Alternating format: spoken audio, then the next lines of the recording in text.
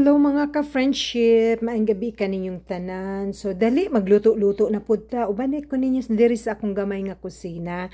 So kini chicken drumstick. So gihugasan ako ni siya katulog. Gikuha na ko ang mga slimy parts, you know. So pat it to dry. I have here my paper towel. So in order nga mag-dry siya, ako lang siyang gamitan og paper towel ha kay para, you know, dry siya. Nice ang pagkaluto. So, ang atong mga basic ingredients diri, mauning atong chicken, of course. Okay? So, naato diri gitawag og garlic spread, which is garlic powder na kani siya season ni with other dry seasoning, you know, a composition of different seasoning. So, napalit na ko ni siya sa Costco. Costco is one of my many favorite stores, you know. So, kini siya white pepper. Of course, you can use black pepper at your own discretion. Naapod tayo seasoning salt. So, if you don't have seasoning salt, kana lang gong simple nga fine salt, which is iodized salt. Ang pag-add og seasoning salt depends na sa inyong taste buds. Kini siya, gitawag ni siya og lemongrass powder. So, ganahan kay ko ani. So, napalit na ko ni siya sa Asian store. So, naka-package na siya. So, ato lang ni siyang i-mix ha. And then, if you need more, then you can always add some seasoning. So, akong i-add ang gamay og seasoned salt. Then, a little bit of white pepper. Kaya gibaliman ni na ko siya, turn over nya kaning garlic seasoning or garlic powder, and then a little bit more of lemongrass powder. So mix na ko ni siya.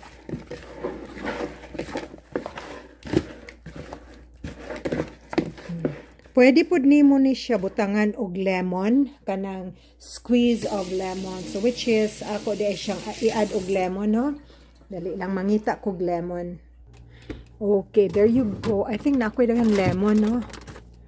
Na ato'y hiniwa daan dali. Okay, here you go. So, squeeze na kog lemon, ha?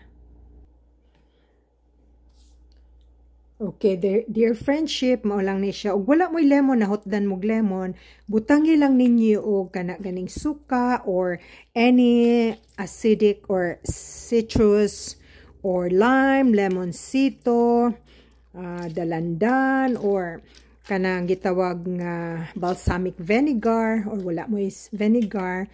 Bisag unsa lang nga medyo ma-add siya flavor nga kanang may pagka-acidic siya konti. Pero, depende na po na sa inyo, ano, discretion na ninyo.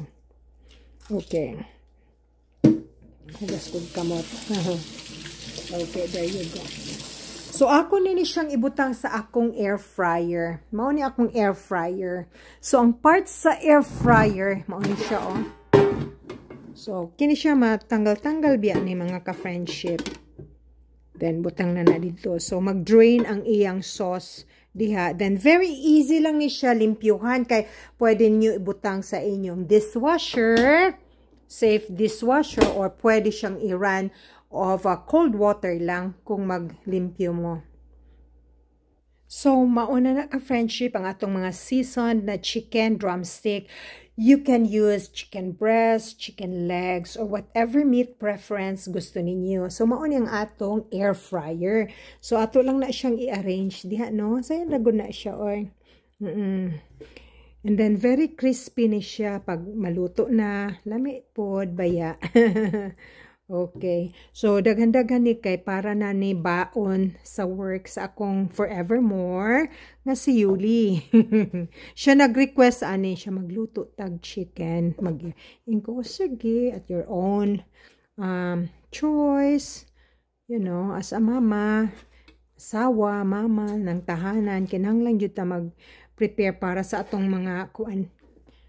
Oh, so ako lang i-add ang kanang medyo sauce niya ka-friendship, ha? Okay. Napa siya sauce.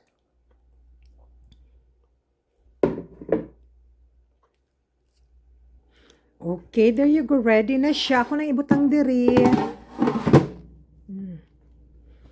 Okay, pagkahuman mga ka-friendship, ako ra po ni siyang saksak no atong i-plug dito sa atong source sa atong electricity sa mani. Okay. So kini siya naani siya mga choices diri air fry. So air fry na ay broil na ay bake. So dagay french fries na ay reheat.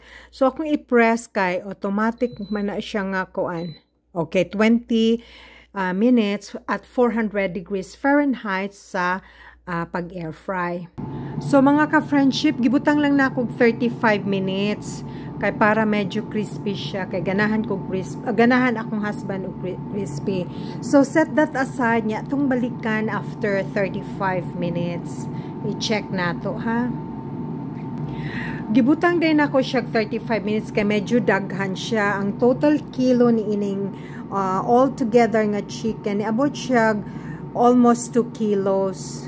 You know kay daghan man siya. So muna gibutang na kog 35 minutes at 400 degrees Fahrenheit.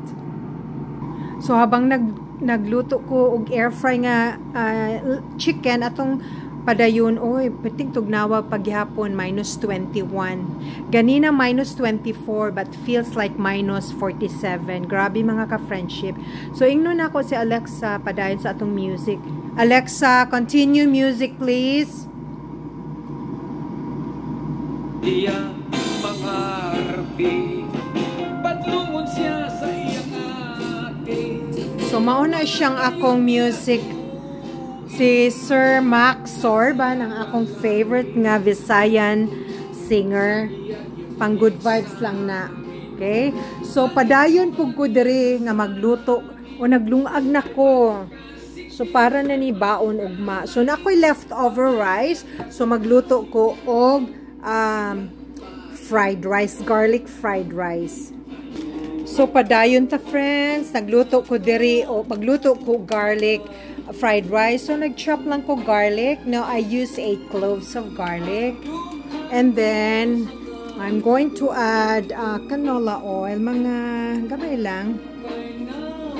Let's say 3 tablespoons of canola oil. So, ato lang i-add. Pag once nga medyo mainit na siya, ato lang i-add ang atong kuan ha. Ang atong garlic. Di pa kasi init but that's fine. So, hapit na maluto ang akong kanon. So, kana siya for tomorrow. So, kaning fried rice, garlic fried rice, para ni karong gabi. So, kung kinsagoy ganahan mo kaon, pwede good sila mukaon o kanang plain cooked rice.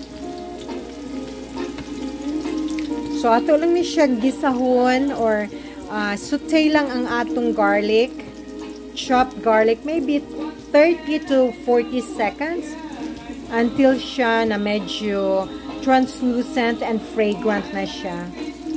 So, for our savory enhancer nga medyo mulamay ang atong rice, butangan lang gyapon nato garlic spread, nga garlic powder, and also salt.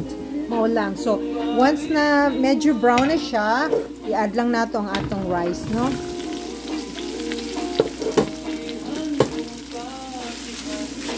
Then, mix lang po. At the same time, i-add nato ang atong powder. Bisag na siya garlic powder, garlic cloves na fresh, that's okay. It adds savor nga. Seasoning salt. Di lang kay daghano, no? So, mix lang po.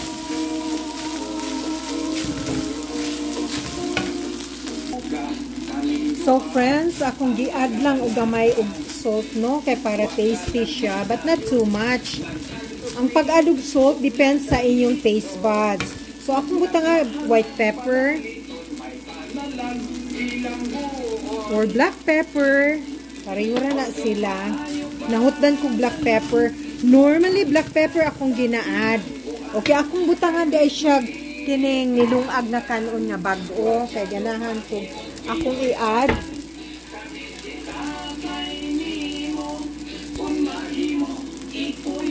Okay, gamay lang. Okay. So, diri natapos ang atong garlic fried rice. Thank you very much, friends, ha. Nya atong i-check later ang atong fried rice na chicken.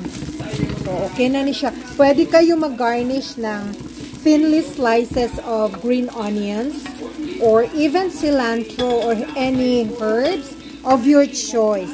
So, lami na ni siya. Set aside na to, friends, ha. So, friends, I turned off the flame na. So, lami ni siya, friends. Okay? Natural ang color niya.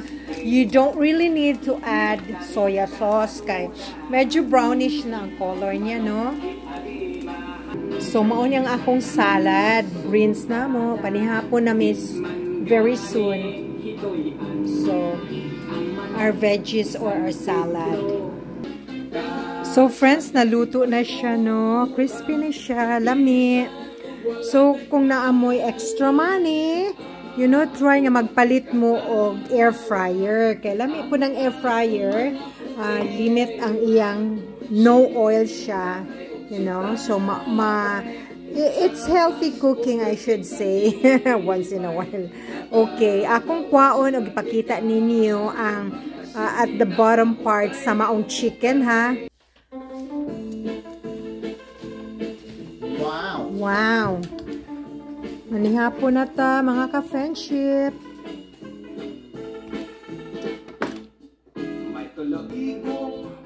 So, maon ang output sa atong air-fried chicken drumstick. Seasoned with lemongrass powder, salt and pepper, and also garlic powder, you know. This is very delicious. It is a must try, mga ka-friendship. Ang among salad, and then kiwi. I love kiwi. And also fried rice. Okay. Friends, I simply love to share a simple supper. It also gives you the ideas on what to prepare for your family's next meal.